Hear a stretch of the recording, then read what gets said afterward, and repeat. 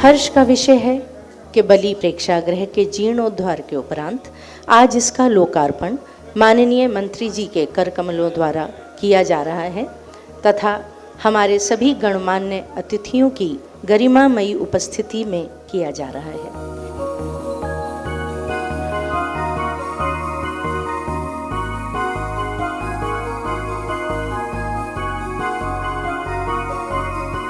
भातखंडे संस्कृत विश्वविद्यालय के तत्वाधान में महान स्वतंत्रता संग्राम सेनानी, शिक्षाविद और समाजसेवी स्वर्गीय राय उमानाथ जी बलि के सभागार प्रेक्षागृह के लोकार्पण के और समर कैंप के समापन कार्यक्रम के इस पुनीत अवसर पर सभागार में कार्यक्रम की अध्यक्षता कर रही भातखंडे संस्कृत विश्वविद्यालय की वीसी प्रोफेसर मांडवी सिंह जी, हमारे प्रमुख सचिव पर्यटन, संस्कृति एवं धर्मार्थ कार्य श्री मुकेश मिश्राम जी, आयुष विभाग के प्रमुख सचिव भाई रंजन कुमार जी, खाद्य रसद विभाग के प्रमुख सचिव भाई रणवीर प्रसाद जी, नियोजन विभाग में सचिव श्रीमती शैलवा कुमारी जी, बहुत बहुत सम्मानित पद्मश्री और उत्तर प्रदेश की गौरव आदरणीय श्रीमती मालिनी अवस्थी जी, स्वर्गीय राय उमानाथ बलि जी के सुपौत्र आदरणीय स्वशेश्वर बलि जी, उत्तर प्रदेश संगीत नाटक अकेडमी के अध्यक्ष डॉक्टर जयंत खोत जी, ब्रजू महाराज कथक संस्थान के अध्यक्ष आदरणीय डॉक्टर कुमकुम जी धर, सलाहकार पर्यटन भाई जेपी सिंह जी, इस विश्वविद्यालय की कुल सचिव सृष्टि दमन जी, वित्त अधिकारी मनीष कुमार कुशवाहा जी, डॉक्टर पद्मश्री डॉक्टर विद्या बिंदु सिंह जी, भातखंडे संस्कृत विद्यालय के शिक्षक, विद्यार्थी और इससे प्रत्यक्ष और अप्रत्यक्ष रूप से जुड़े हुए सभी वो महानुभाव जिनका आत्मीय भाव इस विद्यालय से कहीं न कहीं किसी न किसी रूप में जुड़ा रहा है और जिनकी श्रद्धा, जिनकी आस्था उमानाथ बलि जी के लिए, जिन्होंने इस प्रेक्षागृह को, इस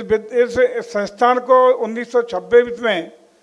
शुरुआत करने का काम किया, अब वो लगाया हुआ बीज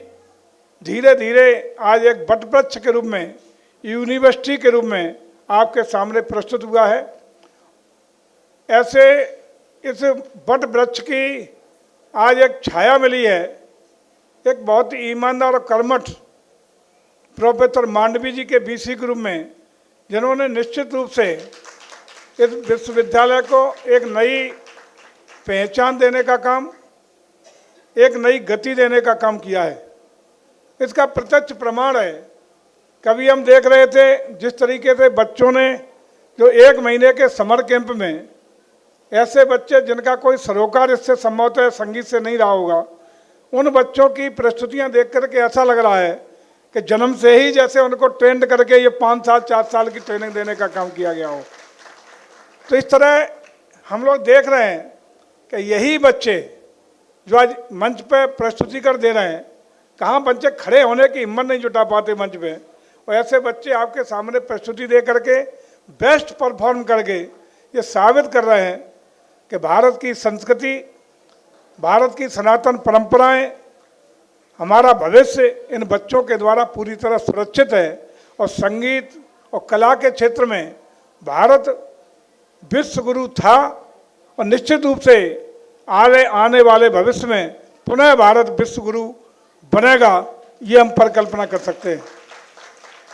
आज बताया गया कि 600 विद्यार्थियों ने संभवतः इसमें प्रतिभा करने का काम समर कैंप में किया है। जैसा कि हमारे प्रमुख सचिव अभी बता रहे थे कि हम लोगों का प्रयास है कि हमारी कला, संस्कृति, हमारी रहन सहन, हमारी पुरानी परंपराएं, जीवन मूल्य, आदर्श जो हम खोते जा रहे हैं। अब तो दिन भर लोग मोबाइल के अलावा कुछ दिखाई नहीं पड़ता, पश्चिमी कल्चर पूरी घुसाई है। इससे बचने के लिए अपनी मूल जो धारणा, भारतीय परंपरा, आदर्श, जीवन मूल्य ये है, उसको पुनः एक बार जागृत करने का समय आ गया है। और निश्चित रूप से संस्कृति विभाग और पर्यटन विभाग का प्रयास है कि हम अपनी कला और संस्कृति को गांव देहात तक, एक एक घर तक पहुंचाने का प्रयास कर रहे हैं। और उसी के लिए संस्कृति विभाग के द्वारा अभी हम चर्चा कर रहे थे अपने रंजन कुमार जी से, तो वो सरप्राइज कर रहे थे। हम लोगों का प्रयास है कि पूरे प्रदेश के हर गांव सभा तक, ग्राम सचिवालय में, हर ग्राम सचिवालय में 5-5 वाद्य यंत्रों की एक किट पहुंचा करके वहाँ हमारी जो सुबह शाम पहले भजन कीर्तन अलाव पे बैठ के लोग किया करते थे, उसकी पुनः जागरण हो, पुनः उसकी शुरुआत हो। इसके लिए हर गांव तक हमारा प्रयास है कि जैसे जैसे बजट की उपलब्धता है, हम लोग सभी गांव सभा तक ये अपने वाद्य यंत्र पहुँचा करके वहाँ पुरानी परंपरा, भजन कीर्तन, अपनी संस्कृति को पुनर्जीवित करने का प्रयास कर रहे हैं। आपको जानकर हर्ष होगा कि ये भी प्रयास किया गया है संस्कृति विभाग की ओर से, पर्यटन संस्कृति ने, कि पहले हम लोग कहीं जिले तक थे ही नहीं, कोई न कार्यालय था, न कोई अधिकारी था, न कहीं कोई पूछने वाला था। लेकिन आज हम लोगों ने पर्यटन और संस्कृति परिषद हर जिले में गठित की है और वहाँ के संबंधित जिला अधिकारी की अध्यक्षता में जनप्रतिनिधियों की और डेवलपमेंट की और अन्य प्रशासनिक अधिकारियों की पूरी टीम बना करके, और खास रूप से संस्कृति के क्षेत्र से, पर्यटन के क्षेत्र से जुड़े हुए उस जिले में जो अच्छे लोग हैं उनको भी उसमें जोड़ते हुए हम लोग उसको प्रयास कर रहे हैं कि हमारी सारी पर्यटन की और कल्चरल एक्टिविटीज उस समिति के माध्यम से उस जिले में प्रभावी तरीके से पुनर्जीवित हों, लागू हों और आगे बढ़ाने का काम किया जा सके। ये बहुत तेज़ी से हो रहा है और कलाकारों को भी हम लोगों ने प्रोत्साहित करने के लिए सारे प्रदेश में जितने भी उत्तर प्रदेश के रहने वाले हमारे कलाकार हैं उनको ऑनलाइन पंजीकृत करके प्रयास किया है कि हर कलाकार को साल में कम से कम 3 कार्यक्रम मिले और उसको मानकानुसार जो भी उसकी कैटेगरी है उसका अकाउंट में, उसके खाते में बिना किसी देरी के उसके खाते में सीधी धनराशि पहुंचाने का काम हो। इसके लिए हम लोगों ने ABC 3 कैटेगरी भी बनाई है, तीनों का मानकीकरण भी कर दिया है, मानदेय भी निर्धारित कर दिया है और तीनों कैटेगरी के लिए अच्छे मानदेय के साथ उनके अकाउंट में पैसा भेजने की व्यवस्था परफॉर्म करने से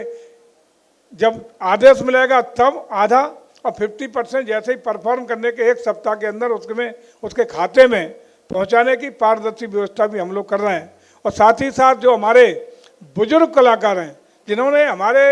प्रदेश के कला के सम्मान देने के लिए, कला की प्रतिभा निखार के लिए अपना जीवन खपाने का काम किया है, ऐसे कलाकारों को हम लोग पेंशन की भी व्यवस्था उत्तर प्रदेश सरकार के द्वारा कराने का काम करेंगे। आज जिस प्रकार से कहा जाता है, किंवदंतियाँ हैं, मानता है, इतिहास है कि भारत विश्वगुरु था और विश्वगुरु तभी रहा होगा कि जो हमारी संस्कृति, हमारी कला बहुत आगे रही होगी। ये भी कहा जाता है कि भारत सोने की चिड़िया था, वो तभी रहा होगा जब हमारी सनातन संस्कृति और सनातन आस्था का भाव बहुत तेज रहा होगा। उसी का परिणाम था कि भारत सोने की चिड़िया भी रहा, विश्वगुरु भी रहा। और आज हमें खुशी है कि आदरणीय मोदी जी के नेतृत्व में देश में, उत्तर प्रदेश में आदरणीय योगी जी के नेतृत्व में इन्हीं विधाओं के मार्फत भारतीय संस्कृति को बढ़ावा देके, अपने विरासत को आगे करके, अपने धरोहरों को उच्चीकृत करके, धरोहरों को सजो के हम पुनः भारत को सोने की चिड़िया बनाने के भी संकल्प के साथ आगे बढ़ रहे हैं, विश्वगुरु बनाने के लिए अब आगे बढ़ रहे हैं। और इसी के बल पर हमारा सपना है कि जब भारत 2047 तक अपने आज़ादी के 100 वर्ष पूरा कर रहा हो, उस समय भारत दुनिया की बड़ी एक आर्थिक शक्ति बन करके विकासशील भारत से विकसित भारत बन सके। और वो तभी सपना पूरा होगा जब हमारा एक एक कलाकार के साथ साथ देश का रहने वाला हर व्यक्ति अपने दायित्व का निर्वहन पूरी निष्ठा, ईमानदारी के साथ नेशन फर्स्ट की भावना को आगे रखते हुए राष्ट्र प्रथम की भावना को आगे रखते हुए अपने जीवन को समर्पित करने का काम करेगा। और इसके लिए चाहे गांव का रहने वाला मजदूर हो, किसान हो, कलाकार हो, हमारे प्रशासनिक अधिकारी हों, राजनेता हों, चाहे जिस क्षेत्र में हो, उद्योगपति हों, भारत के रहने वाला एक एक व्यक्ति, हमें पूरा विश्वास है कि इस संकल्प को पूरा करने में राष्ट्रभक्ति के साथ अपने जीवन को खपाते हुए भारत को पुनः एक बार विश्व का अग्रणी भारत बनाने का सपना पूरा करेगा। और ऐसी में उम्मीद इसलिए जग गई है कि पिछले 11 साल में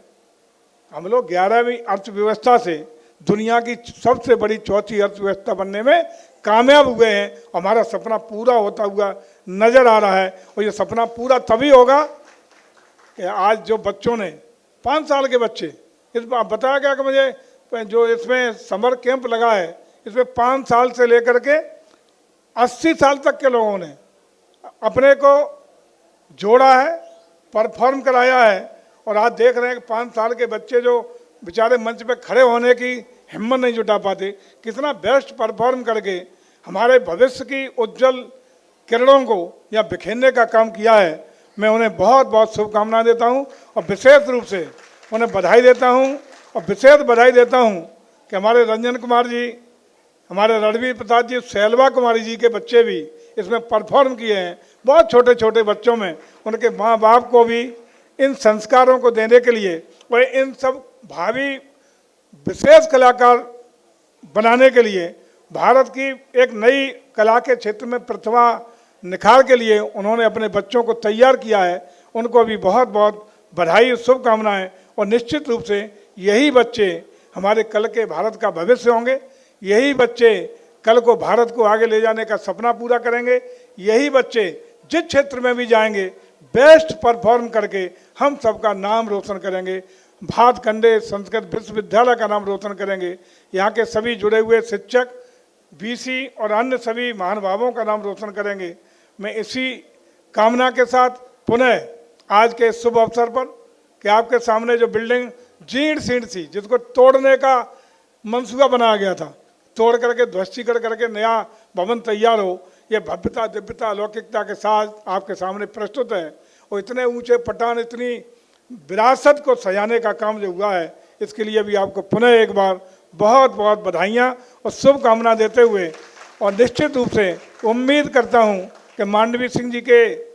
नेतृत्व में ये विश्वविद्यालय निरंतर नए नए ऊंचाइयों के पायदान को छूने का काम करेगा, चढ़ने का काम करेगा। इसी के साथ मैं पूरे इस विश्वविद्यालय परिवार के जुड़े हुए सभी छात्र छात्राओं और अन्य सभी, चाहे वो शिक्षक हों, जिस रूप में भी सेवा दे रहे हों, उन सभी को बहुत बहुत बधाई और शुभकामना देते हुए, और आज जो तमाम लोग यहाँ कला के क्षेत्र से, विभिन्न क्षेत्रों से आए हैं, उनका भी मैं बहुत बहुत अभिनंदन करता हूँ, स्वागत करता हूँ। और आप सबको पुनः इस शुभ अवसर पर अपनी ओर से, प्रदेश सरकार की ओर से बधाई देते हुए अपनी बात को विराम देता हूँ। भारत माता की, भारत माता की, वंदे वंदे। बहुत बहुत धन्यवाद।